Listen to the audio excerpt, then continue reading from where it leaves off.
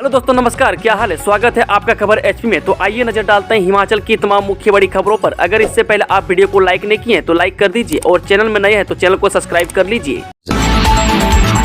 मर्ज होंगे school, retired teachers की नियुक्ति संभव। शिक्षा मंत्री ने कैबिनेट से पहले आज फिर बुलाई मीटिंग। जी, हिमाचल में शिक्षा की गुणवत्ता बढ़ाने के लिए राज्य सरकार आने वाले दिनों में बड़े फैसले लेने जा रही है।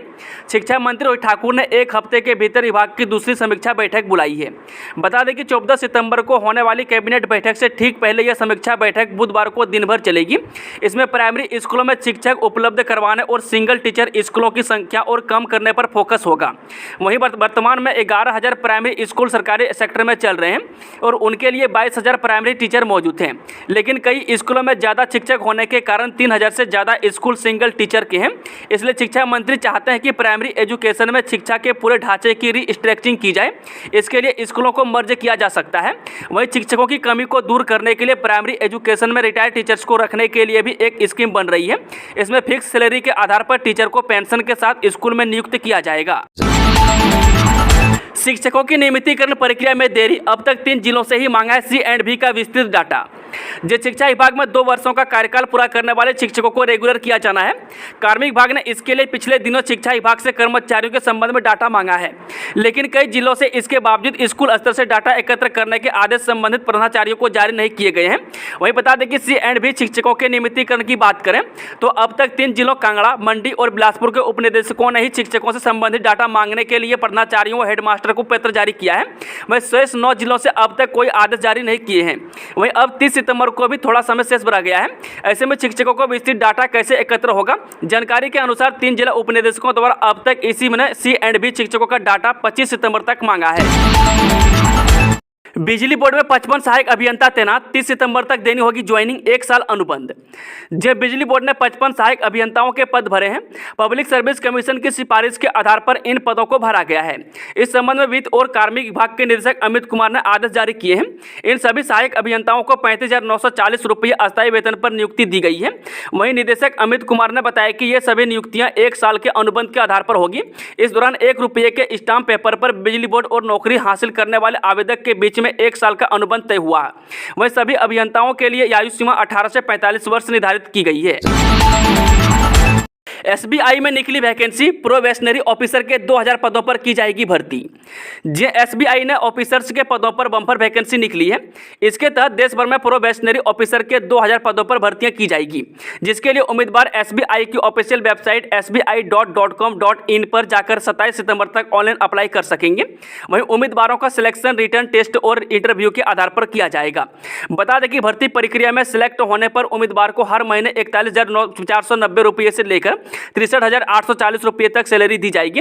वहीं SBI में निकली बम्पर वैकेंसी के लिए ग्रेजुएशन कर चुके उम्मीदवार आवेदन कर सकेंगे। वहीं भर्ती प्रक्रिया में उम्मीदवारों का सिलेक्शन रिटर्न टेस्ट और इंटरव्यू के आधार पर किया जाएगा।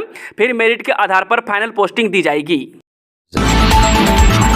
अस्थायी नीति बनाओ वरना आंदोलन, SMC शिक्षक संघ ने प्रदेश सरकार से जल्द मांगी राहत।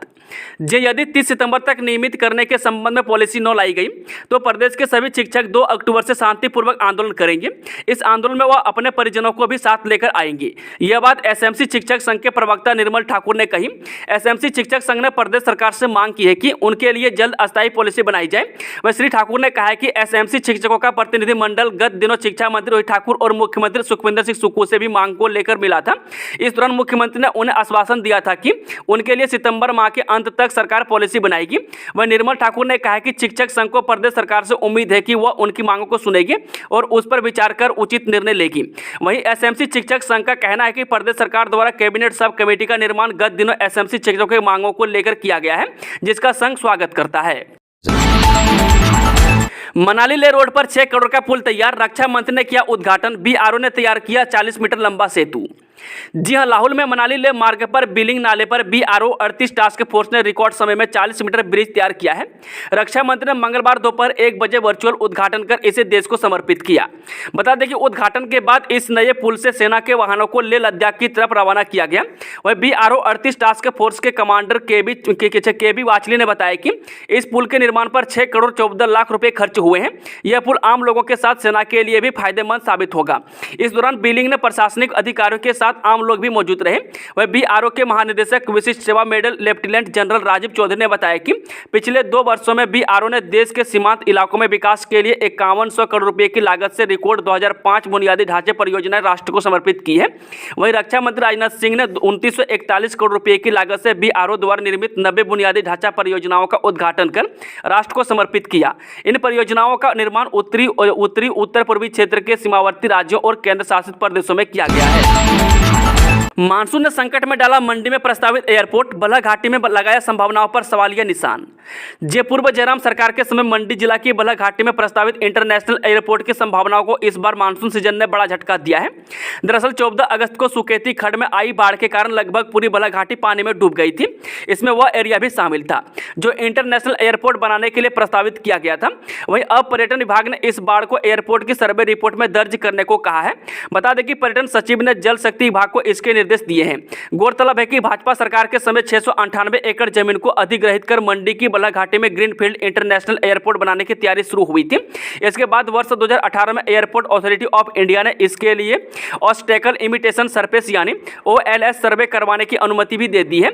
इसके बाद एक तरफ सोशल इंपैक्ट असेसमेंट रिपोर्ट पर काम शुरू हुआ, वहीं दूसरी तरफ इस एयरपोर्ट की DPR को लेकर भी हलचल शुरू हुई। बता दें कि ग्रीनफील्ड कैटेगरी का एयरपोर्ट होने के कारण इसकी पूरी लागत राज्य सरकार को ही वहन करनी है। प्रदेश में कल से करवट बदलेगा मौसम विभाग का पूर्वानुमान, विदाई से पहले भिगो सकता है मानसून। हिमाचल प्रदेश में 14 सितंबर के बाद मौसम फिर से करवट बदल सकता है। इस दौरान प्रदेश के मध्य पर्वतीय क्षेत्रों में बारिश की आशंका जताई गई है। हालांकि भारी बारिश को लेकर कोई अलर्ट नहीं है, लेकिन बारिश की बौछारें के साथ तूफान के आसार हैं। वहीं प्रदेश के मैदानी इलाकों में मौसम मिला जुला रहेगा। मौसम विज्ञान केंद्र शिमला के निदेशक सुरेंद्र पॉल ने बताया कि 14 से 17 सितंबर तक पश्चिमी विक्षोभ की फिर से सक्रिय है। इस दौरान प्रदेश के कई क्षेत्रों में बारिश हो सकती है। वहीं प्रदेश के 11 शहरों का पारा 30 डिग्री सेल्सियस पार हो गया है। ऊना का तापमान पिछले 24 घंटे के दौरान सर्वाधिक 34 डिग्री सेल्सियस रिकॉर्ड किया गया है। वहीं चंबा को छोड़कर अन्य सभी शहरों का तापमान नॉर्मल से 1 से 6 डिग्री तक ज्यादा चल रहा है। बच्चों को आज से लगवाएं टीका, प्रदेश में चलेगा विस्तृत अभियान, 11 बीमारियों से बचाएगा। यदि आप छोटे बच्चों को टीका लगवाना भूल गए हैं तो अब 16 सितंबर तक बच्चों को अपने नज़दीकी स्वास्थ्य केंद्र में टीका लगवा सकते हैं। वह राष्ट्रीय स्वास्थ्य मिशन की ओर से 11 प्रकार की बीमारियों से बच्चों को बचाने के लिए टीका लगवाया जा रहा है। यह अभियान का दूसरा चरण 11 सितंबर से शुरू हो गया है और 16 सितंबर तक चलेगा।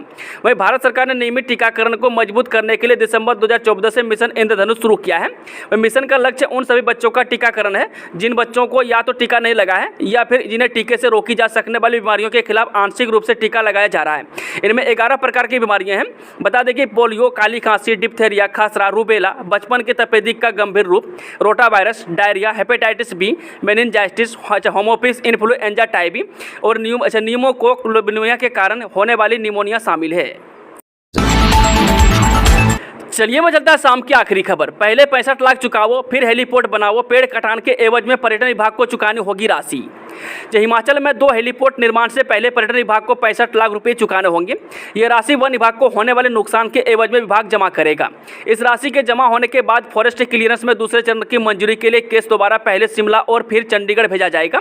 वह बीते करीब 15 दिन में केंद्रीय पर्यटन और पर्यावरण विभाग से दोनों हेलीपोर्ट को मंजूरी मिली है।